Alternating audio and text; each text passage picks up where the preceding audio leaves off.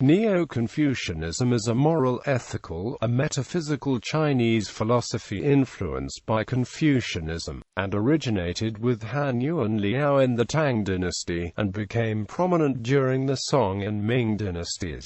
Neo-Confucianism was an attempt to create a more rationalist and secular form of Confucianism by rejecting superstitious and mystical elements of Taoism and Buddhism that had influenced Confucianism during and after the Han Dynasty. Although the Neo-Confucianists were critical of Taoism and Buddhism, the two did have an influence on the philosophy, and the Neo-Confucianists borrowed terms and concepts from both. However, unlike the Buddhists and Taoists, who saw metaphysics as a catalyst for spiritual development, religious enlightenment, and immortality, the Neo-Confucianists used metaphysics as a guide for developing a rationalist ethical philosophy. Origins. Neo-Confucianism has its origins in the Tang Dynasty. The Confucianist scholars Han Yuan Liao are seen as forebears of the Neo-Confucianists of the Song Dynasty. The Song Dynasty philosopher Zhou Dunyi is seen as the first true pioneer of Neo-Confucianism, using dualist metaphysics as a framework for his ethical philosophy. Neo-Confucianism developed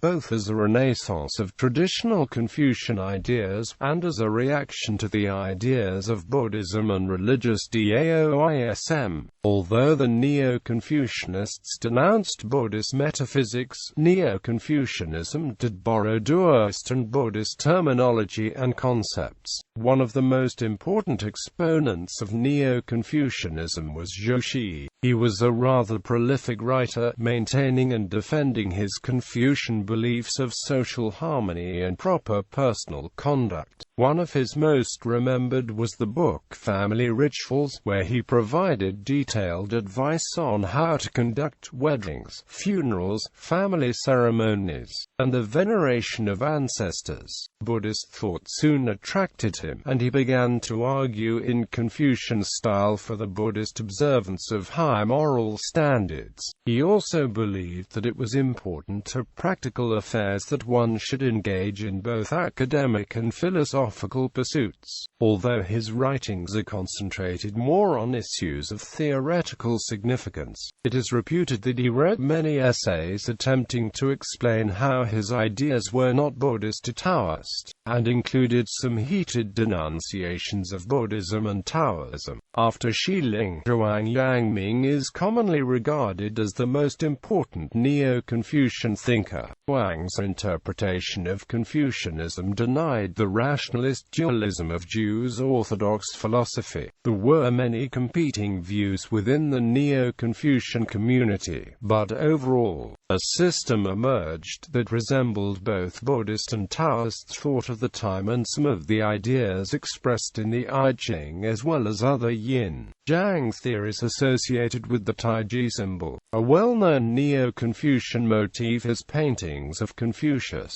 Buddha, and Lao Tzu all drinking out of the same vinegar jar. Paintings associated with the slogan, "The Three Teachings Are One." While Neo-Confucianism incorporated Buddhist and Taoist ideas, many Neo-Confucianists strongly opposed Buddhism and Taoism. Indeed, they rejected the Buddhist and Taoist religions. One of Han Yu's most famous essays decries the worship of Buddhist relics. Nonetheless, Neo-Confucian writings adapted Buddhist thoughts and beliefs to the Confucian interest. In China, Neo-Confucianism was an officially recognized creed from its development during the Song Dynasty until the early 20th century, and lands in the sphere of Song China were all deeply influenced by Neo-Confucianism for more than half a millennium. Philosophy. Neo-Confucianism is a social and ethical philosophy using metaphysical ideas, some borrowed from Taoism, as its framework. The philosophy can be characterized as humanistic and rationalistic, with the belief that the universe could be understood through human reason, and that it was up to humanity to create a harmonious relationship between the universe and the individual. The rationalism of Neo-Confucianism is in contrast to the mysticism of the previously dominant Shan Buddhism. Unlike the Buddhists, the Neo-Confucians believed that reality existed and could be understood by humankind, even if the interpretations of reality were slightly different depending on the school of Neo-Confucianism. But the spirit of Neo-Confucian rationalism is diametrically opposed to that of Buddhist mysticism. Whereas Buddhism insisted on the unreality of things, Neo-Confucianism stressed the reality. Buddhism and Taoism asserted that existence came out of and returned to non-existence. Neo-Confucianism regarded reality as a gradual realization of the great ultimate. Buddhists, and to some degree Taoists as well, relied on meditation and insight to achieve supreme reason. The Neo-Confucianists chose to follow reason. The importance of Li in Neo-Confucianism gave the movement its Chinese name, literally the study of Li. Schools. Neo-Confucianism was a heterogeneous philosophical tradition, and is generally categorized into two different schools: two-school model versus three-school model. In medieval China, the mainstream of Neo-Confucian thought, dubbed the Tao school, had long categorized a thinker named Lu Zhiyuan among the unorthodox, non-Confucian writers. However, in the 15th century, the esteemed philosopher Wang Yangming took sides with Lu and critiqued some of the foundations of the Tao school, albeit not rejecting the school entirely. Objections arose to Yangming's philosophy within his lifetime, and shortly after his death, Chen Jian grouped Wang together with Lu as unorthodox writers, dividing Neo-Confucianism into two schools. As a result, Neo-Confucianism today is generally categorized into two different schools of thought. The school that remained dominant throughout the medieval and early modern periods is called the Changzhou school for the esteemed places in Cheng, Yi, Chenghao, and Zhouxi.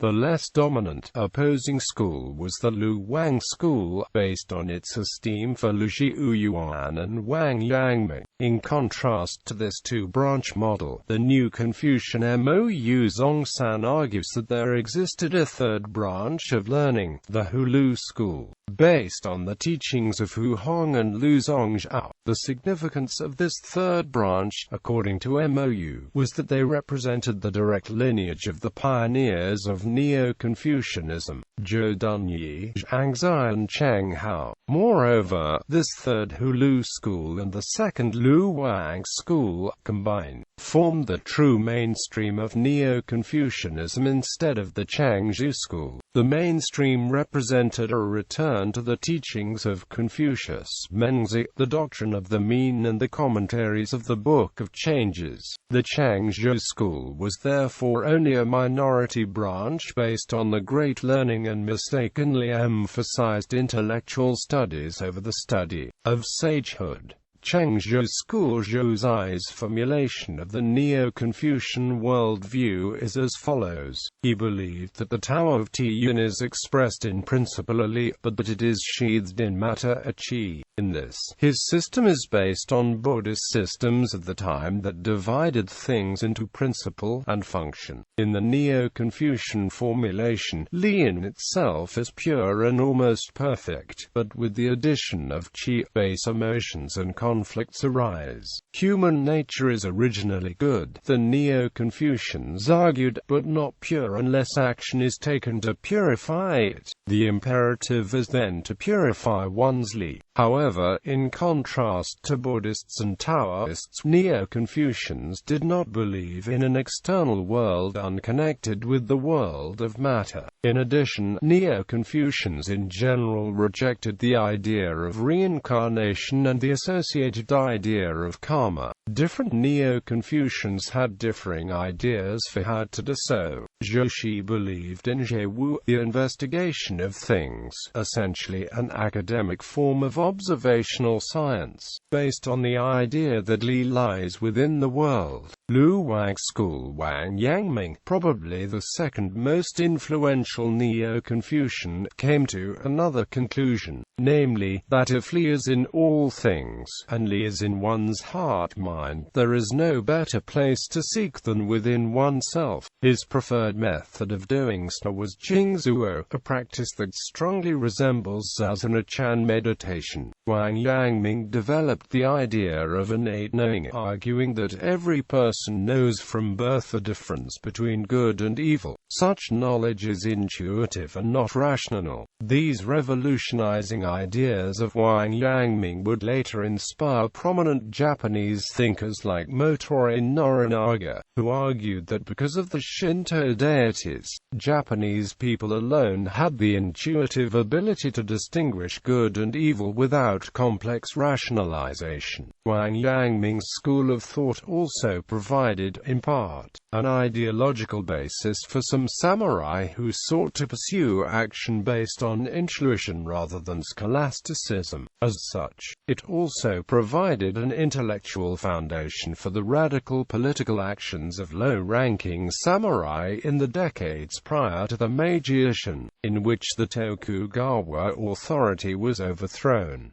Neo-Confucianism in Korea. In Joseon, Korea, Neo-Confucianism was established as the state ideology. The Yuan occupation of the Korean peninsula introduced Joseon's school of Neo-Confucianism to Korea. Neo-Confucianism was introduced to Korea by An Hyang during Goryeo dynasty. At the time that An Hyang introduced Neo-Confucianism, the Goryeo dynasty was in the last century of its existence and influenced by the Mongol Yuan dynasty. Many Korean scholars visited China during the Yuan dynasty, and An Hyang was among them. In 1286, he happened to read a book of Zhou in Yanjing. He was so moved by this book that he transcribed this book in its entirety and came back to Korea with his transcribed copy. It greatly inspired Korean intellectuals at the time, and many, predominantly from the middle class and disillusioned with the excesses of organized religion and the old nobility, embrace Neo-Confucianism. The newly rising Neo-Confucian intellectuals were leading groups aimed at the overthrow of the old Goryeo dynasty. After the fall of the Goryeo dynasty and the establishment of the Joseon dynasty by Yi Songye in 1392 AD, Neo-Confucianism was installed as the new dynasty's state ideology. Buddhism, and organized religion in general, was considered poisonous to the Neo-Confucian order. Buddhism was accordingly restricted and occasionally persecuted by the new dynasty. As Neo-Confucianism encouraged education, there were a number of Neo-Confucian schools founded throughout the country. Such schools produced many Neo-Confucian scholars, including individuals such as Zhou Guangzhou, Yi Huang and Yi Ai. In the early 16th century, Zhou Guangzhou attempted to transform Joseon into the ideal Neo-Confucian society with a series of radical reforms until he was executed in 1520. Despite the failure of his attempted reforms, Neo-Confucianism soon assumed an even greater role in the Joseon dynasty. Soon Korean Neo-Confucian scholars, no longer content to only read and remember the Chinese original precepts, began to develop new Neo-Confucian theories.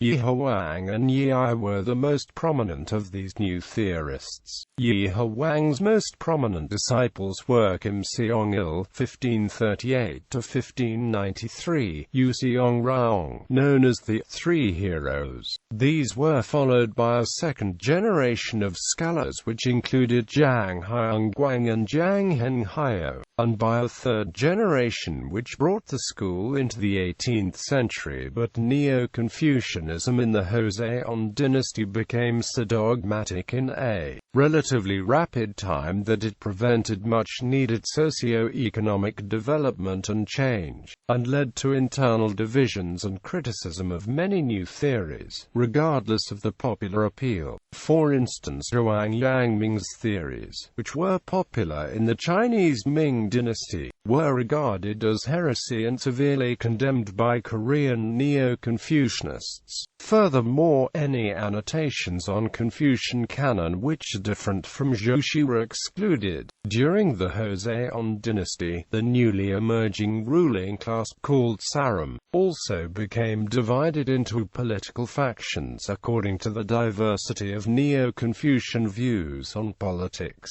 There were two large factions and many sub-factions. During the Japanese invasions of Korea, many Korean Neo-Confucian books and scholars were taken to Japan. They influenced Japanese scholars such as Fujiwara Seika and affected the development of Japanese Neo-Confucianism. Bureaucratic examinations. Neo-Confucianism became the interpretation of Confucianism whose mastery was necessarily to pass the bureaucratic examinations by the Ming, and continued in this way through the Qing dynasty until the end of the imperial examination system in 1905. However, many scholars such as Benjamin Ellman have questioned the degree to which the role as the orthodox interpretation in state examinations reflects the degree to which both the bureaucrats and Chinese gentry actually believed those interpretations, and point out that there were very active schools such as Han Learning which offered competing interpretations of Confucianism. The competing school of Confucianism was called the evidential school of Han Learning and argued that Neo-Confucianism had caused the teachings of Confucianism to be hopelessly contaminated with Buddhist thinking. This school also criticized Neo-Confucianism for being overly concerned with empty philosophical speculation that was unconnected with reality. Confucian Canon. The Confucian Canon as it exists today was essentially compiled by Zhuxi. Zhou codified the canon of 4 books which in the subsequent Ming and Qing dynasties were made the core of the official curriculum for the civil service examinations. New Confucianism. In the 1920s, New Confucianism, also known as modern Neo-Confucianism, started developing and absorbed the Western learning to seek a way to modernize Chinese culture based on the traditional Confucianism. It centers on 4 topics: the modern transformation of Chinese culture, humanistic spirit of Chinese culture, religious connotation in Chinese culture, intuitive way of thinking, to go beyond the logic and to wipe out the concept of exclusion analysis, adhering to the traditional Confucianism and the Neo-Confucianism. The modern Neo-Confucianism contributes the nations emerging from the predicament faced by the ancient Chinese traditional culture in the process of modernization. Furthermore, it also promotes the world culture of industrial civilization rather than the traditional personal senses. Prominent Neo-Confucian scholars: China Cheng Yin Cheng Hao, Lu Zhangshan aka Lu Zhiyuan, Ouyang Xiu, Shao Yong, Su Shi aka Su Dongpo, Wang Yangming aka Wang Shouren, Yi Shi, Zhang Shi, Zhang Zai, Zhou Dunyi, Zhou Shi, Cheng Duanli, Korea and Haiyang, Yi Sak, Zhang Mengzhu, Zhang Dojun, Gilzhe, Ha Ryan, Guanjian, Zheng Inji, Kim Sakya, Kim Jongjik, Nam Hyoon, Kim Goil Pil, Zhou Guangzhou, Xiao Zhangdiok, Yeon J Yoke, Yi Hoang, Zhou Sik, Yu Seong Ryong, Yi Hang, Kim In Hu, Ki Dae Sung, Song Ik Pil, Seong Hun, Yi I, Kim Jang Saram, Song Seol, Yi Gan, Yik, Han Wonjin, Hong Di Yong, Park Jilwon, Park Jaga, Zhang Yak Yong, Japan Fujiwara Seika, Hayashi Razan, Naki Toju, Yamazaki Ansai, Kumazawa Banzen, Jamigasoko, Ito Jinsai, Kybra Ekan, Irai Hakuseki, Ogu Sarai, Nakai Chikusan, Oshiohai Hashiro, Vietnam Chuvan An, Le Quai Thon, Nguyen Quen, Fan Thin Fung, TTHC.